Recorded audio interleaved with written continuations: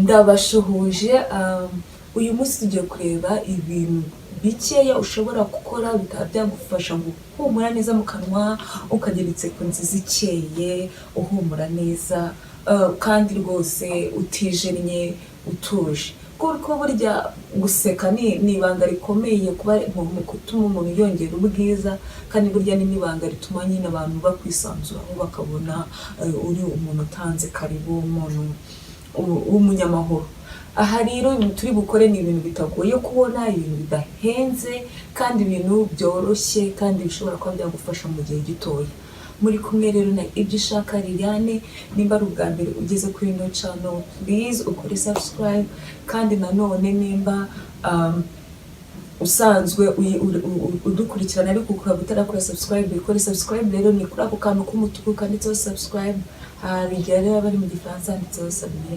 Rero ugakora subscribe, ugakora no kunzogera ku ruhande, ubundi warangiza ukajya ureba ibintu byacu byose. Rero ikintu cya mbere ushobora gukoresha kugira ngo ushobore kugira mu kanwa humura neza, amenyo asa neza kandi afite ubuzima bwiza, ni umwenya. Ndakeka abantu benshi muri iki gihe bamaze kumenya umwenya, n'abatawuzi wawubaza mu masoko urahari ugura makeya, hari n'abantu baba barawuhinze mu ngo zabo kuko uhumura neza, uvamo ibintu byinshi. Umwenya rero ushobora kuwukoresha uwuhekenya ari mubisi. Umwenya uwuhekenya ari mubisi wongera impumuro mu kanwa, kandi burya urimo amavitamine atuma amenyo, urinda amenyo kwangirika. Wafata nk'utubabi tubiri ku munsi, cyangwa se wenda ukajya unywa mu cyayi, ariko ukanywa icyayi green tea, ukajya ukinywa cyane cyane ku munsi byibura nk'ibikombe nka 3 ku munsi.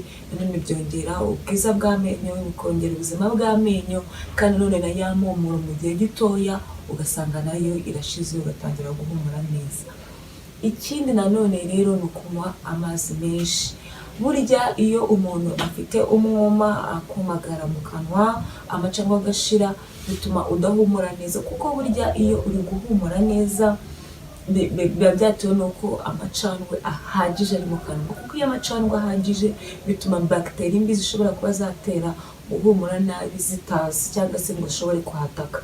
Rero mu kanwa biba byiza ko hahora habubereye, hari amacandwe ahagije. Rero urumva ko ari ngombwa kunywa amazi menshi. Nanone ikindi nanone ni uko hari baking soda. Baking soda kuyikoresha ni imeze nk'umunyu. Hari abantu rero bayizi nko mu gifaransa ni sodium de carbonate. Uragenda muri farumasi ukayigura, ndakeka itageze no ku 1000. Noneho iyo umaze kwiblosa, umaze koza amenyo yawe, ufata akayiko kamwe ugashyira mu kirahure cy'amazi akonje cyangwa se amazi y'akazuyazi, warangiza ugashyira mu kanwa ukunyuguzamo byibura nk'inshuro nka 20 mu kanwa, cyangwa se wenda hagati y'umunota n'ibiri. noneho warangiza ugacira. Icyo gihe rero kuko nuza sodium de carbonate cyangwa se baking soda ituma amenyo yawe acya akaba umweru, kandi ikindi bigatuma nanone ya mpumuro mbi ishira mu kanwa. Rero urumva ko ari umuti mwiza ushobora kuba wakoresha. Tuzakora video yerekana uburyo ushobora kuba wakoresha baking soda kugira ngo ushobore kugira amenyo asa neza kandi ugire n'ubuzima bwiza bwo mu kanwa. Ikindi rero ni uko ushaka kugira nyine ya mpumuro ishire mu kanwa mbi, uhumure neza, useke wisanzuye, utere ikiganiro bimeze neza, ni ugukoresha green tea. Twese tuvuga umwenya, ushobora gukoresha umwenya nka green tea, cyangwa se ukawukoresha nyine uburya nk'ibyatsi. Ariko nanone hari n'izindi green tea ushobora kuba wakoresha, yaba ari iz'umwimerere cyangwa se izo waguze. Hari abakoresha izindimo, ibibabi by'indimu, ibibabi by'amaronji. Green tea ni mu bwoko bwinshi cyane, ariko ugakoresha green tea byibura hagati y'ibikombe 3 n'ibikombe 6 ku munsi, bituma iya mpumuro mbi ishira mu kanwa. Kandi nanone ukirinda ibintu bijyanye n'amasukari. Nimba uri gukoresha green tea, gerageza unywe green tea isukari uyihorere, kuko iyo ushyizemo isukari nanone ni handi uzasanga ya mpumuro yawe ushidutse itari gushira nk'uko wabyifuzaga. ikindi nanone ni ukoza ururimi. Hari igihe rero umuntu usanga hari abantu bazi ko kublosa amenyo, koza amenyo bihagije gusa, ariko iyo umuntu agiye koza mu kanwa hari ibice tugomba kureba kandi akenshi ntabwo tujya tubireba. Iyo umuntu agiye koza rero mu kanwa agomba akoza n'ururimi kugira ngo kuko ururimi ari narwo cyane cyane rubika za bagiteri zituma umuntu ahumura mu kanwa. Kuko hari igihe abantu bazi ko wenda kurya ibitunguru n'amatungurusumu ibyo bituma umuntu ashobora kuba yagira impumuro mbi, ariko ntabwo ari byo bishobora kuba byatuma umuntu agira impumuro mbi gusa, kuko nk'ibitunguru ubundi usanga byo bifite n'uburyo bifasha amenyo kuba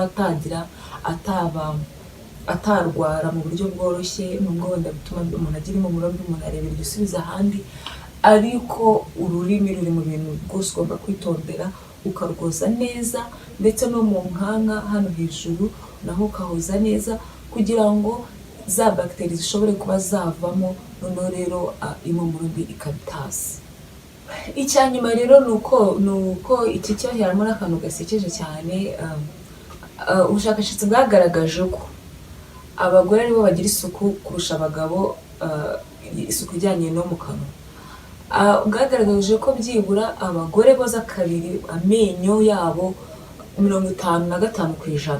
Urumva 45% sinzi aho kare, ubwo nyine nawe urabyumva. Noneho abagabo bo bari munsi, bari kuri 46%, nibo bashobora kuba bakoza kabiri amenyo.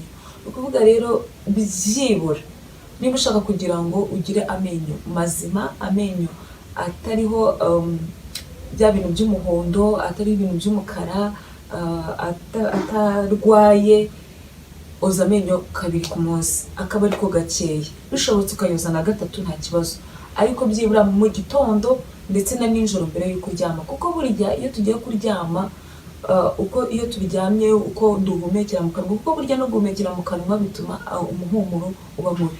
Ni byiza rero guhumekera mu mazuru. None rero iyo uryamye waraye utogeje amenyo, uri guhumekera mu kanwa, ni handi uzavugisha umuntu ngo mwaramutse mu gitondo akajya kwihisha, akumva ibitangaza biri kuba. Aha rero byibura oza kabiri amenyo yawe, uyoze mu gitondo, uyoze nimugoroba. Kandi nanone hari ibintu tuzi bishobora kuba byatuma umuntu agira impumuro mbi, nabyo tukabyirinda, harimo nk'itabi, harimo amasukari, amashokora, amabombo, inzoga nanone nazo zituma umuntu agira impumuro mbi, harimo ikawa nayo ituma umuntu agira impumuro mbi. Kandi nanone hakazamo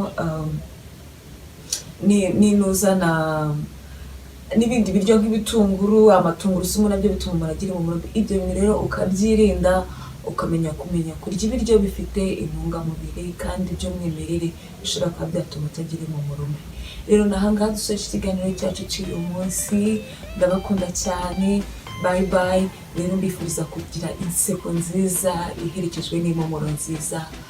Niba utarakora none subscribe please uyikore, kandi unasharinge ku muntu uzi ufite iki kibazo cyangwa se uzi ko iyi video yamufasha.